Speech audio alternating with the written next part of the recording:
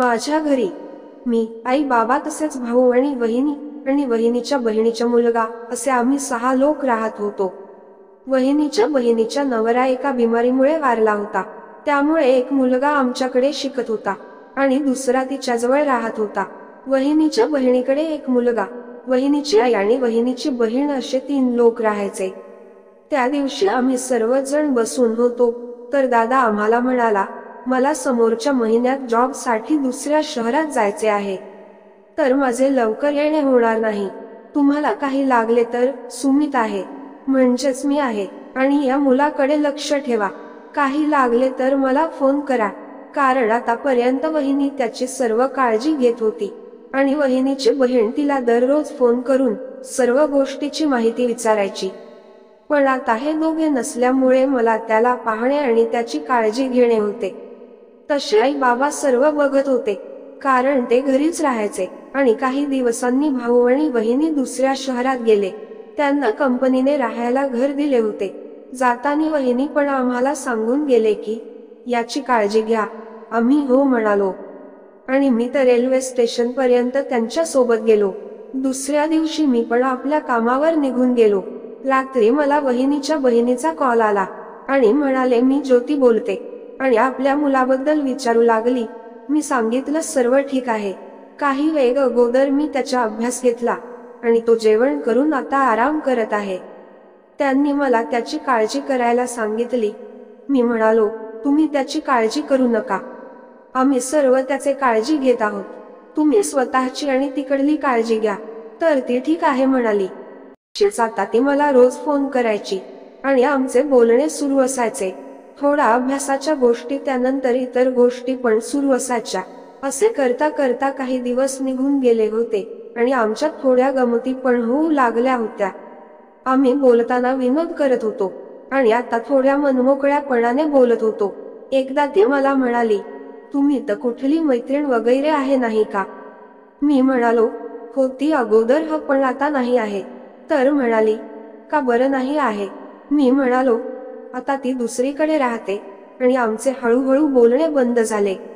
आता मला मैत्रिणीची आवश्यकता पण नाही आहे, कारण तुम्ही आहे ना बोलायला. तर म्हणाली, मी मैत्रीण थोडी आहे, मी तर मोठी आहे तुमच्यापेक्षा. मी म्हणालो, मैत्रिणीमध्ये छोटे मोठे काही नसते, एकमेकांना एकमेकांचे मन पटू लागले तर मैत्री होते. तर ती म्हणाली, म्हणजे तुम्हाला माझा स्वभाव आवडला वाटते? मी बोललो, हो ना, तुमच्या स्वभावाच्या आवडण्यासारखा आहे. आणि आम्ही बोलू लागलो. अशाच बोलून फार दिवस निघून गेले होते आणि आम्ही आता आमचे मन एक होऊ लागले होते असे म्हणायला हरकत नाही. म्हणजेच आमचे मन जुळू लागले होते. आता मुलाचे पेपर सुरू होणार होते.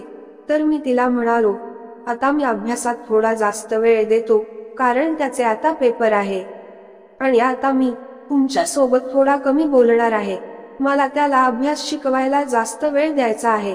ती म्हणाली, काही हरकत नाही, तुम्ही अगोदर त्याला शिकवा, मी कुठे जाणार नाही आहे. तरी रोज आपण बोलतोच ना. मी म्हणालो, ठीक आहे. पण ती म्हणाली, तुमच्या सोबत बोलले की मला थोडं बरे वाटते. मी पण म्हणालो, मला पण तुमच्या सोबत बोलल्यावर फार छान वाटते. मी जॉबवरून आलो की त्याला शिकवायचं आणि त्यानंतर आम्ही बोलायचो. असे दिवस निघून गेले आणि त्याची एक्झाम संपली. तसेच आमचे पण मन अजून जवळ येऊ लागले होते. आता त्याला सुट्ट्या लागल्या होत्या. तर ती म्हणाली, माझे येणे तर होणार नाही, पण तुम्ही माझ्या मुलाला घेऊन येऊ शकता का? मी म्हणालो, ठीक आहे ना, ऑफिसमध्ये जाऊन बोलतो आणि सुट्ट्या काढून तिथे येतो. आणि काही दिवसांनी ऑफिस मधून थोड्या दिवसाच्या सुट्ट्या मागितल्या आणि घरी आई बाबांना विचारले की मी याला घेऊन जात आहे, तर तुम्ही येणार आहे का? तर दोघांनी नाही म्हणाले. आणि थोड्या दिवसांनी मी तिच्याकडे पोहोचलो. आम्ही तिथे पोहोचतात ती फार खुश दिसत होती. तिने आल्याबरोबर आपला मुलाचा लाड केला आणि माझ्याकडे बघून हसली. आता रात्र झाली होती. आम्ही सर्वांनी जेवण केले आणि मला सांगितलेल्या खोलीत मी झोपलो. तीन आपल्या मुलासोबत गप्पा गोष्टी करू लागली. त्या दिवशी आमची जास्त बोलणे झाले नाही, पण आता अधूनमधून एकाच घरी असल्यामुळे बोलणे आणि खोडी काढणे व्हायचं.